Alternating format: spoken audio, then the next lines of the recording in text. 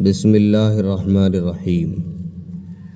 شعبان کی 15ویں شب شب برات کہلاتی ہے، یعنی وہ رات جس میں مخلوق کو گناہوں سے بری کر دیا جاتا ہے۔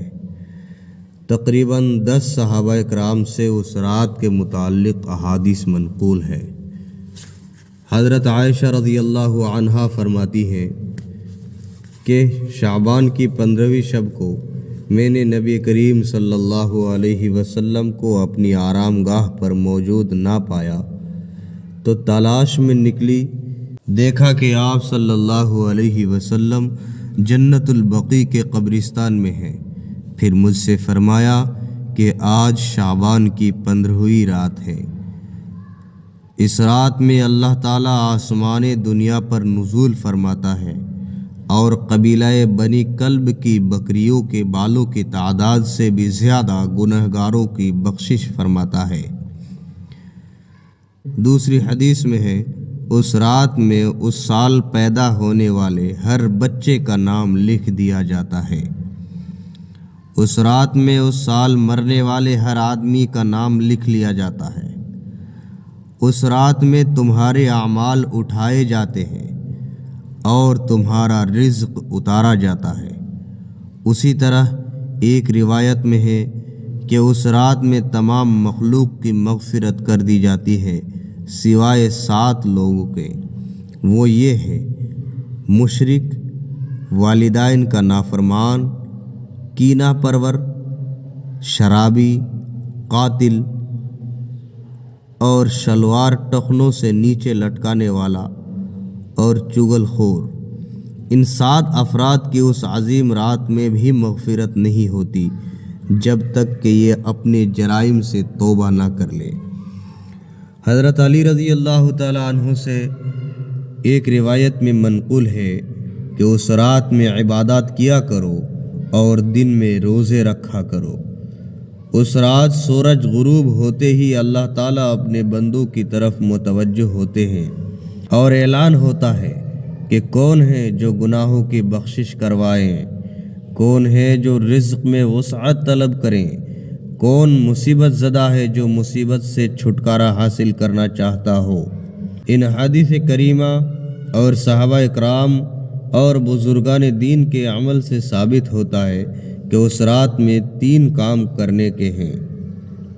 نمبر 1، قبرستان جا کر مردوں کے لیے ایصال ثواب اور مغفرت کی دعا کی جائے، لیکن یاد رہے کہ نبی کریم صلی اللہ علیہ وسلم سے ساری حیات مبارکہ میں صرف 1 مرتبہ شب برات میں جنت البقیع میں جانا ثابت ہے۔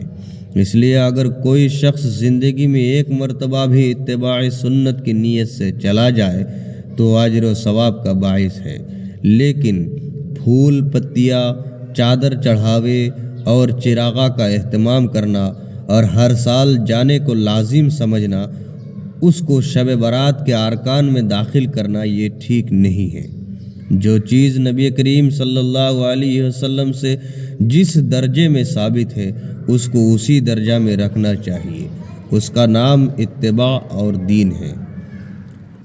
دوسرا عمل، اس رات میں نوافل، تلاوت، ذکر و اذکار کا اہتمام کرنا۔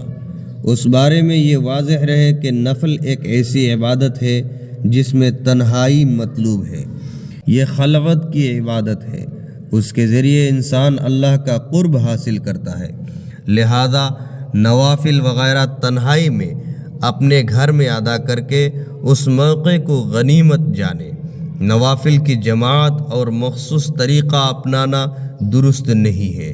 یہ فضیلت والی راتیں شور و شغب اور میلے اجتماع منعقد کرنے کی راتیں نہیں ہیں، بلکہ گوشائے تنہائی میں بیٹھ کر اللہ تعالیٰ سے تعلقات استوار کرنے کی قیمتی لمحات ہے، ان کو ضائع ہونے سے بچائے۔ تیسرا عمل، دن میں روزہ رکھنا بھی مستحب ہے۔ ایک تو اس بارے میں حضرت علی رضی اللہ عنہ کی روایت ہے، اور دوسرا یہ کہ رسول اللہ صلی اللہ علیہ وسلم ہر ماہ میں ایام 20 یعنی 13، 14 اور 15 کے روزوں کا اہتمام فرماتے تھے۔ لہذا اس نیت سے روزہ رکھا جائے تو موجب اجر و ثواب ہوگا، باقی اس رات میں پٹاخے بجانا، آتش بازی کرنا اور حلوے کی رسم کا اہتمام کرنا یہ سب خرافات اور اسراف میں شامل ہے۔ شیطان ان فضولیات میں انسان کو مشغول کر کے اللہ کی مغفرت اور عبادت سے محروم کر دینا چاہتا ہے، اور یہی شیطان کا اصل مقصد ہے۔ بہرحال اس رات کی فضیلت بے اصل نہیں ہے، اور سلف صالحین نے اس رات کی فضیلت سے فائدہ اٹھایا ہے۔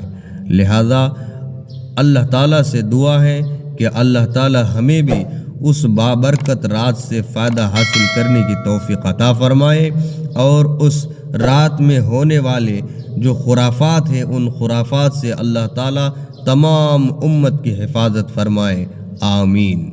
دوستو اس ویڈیو کو زیادہ سے زیادہ شیئر کریں تاکہ تمام امت مسلمہ کو شب برات کی فضیلت اور اس میں کرنے والے اعمال اور نہ کرنے والے خرافات کا پتہ چل جائے، تاکہ تمام کے تمام لوگ صحیح باتوں پر عمل کر کے اللہ تعالیٰ کو راضی کرنے کی کوشش کریں اور تمام خرافات سے بچ بھی سکیں۔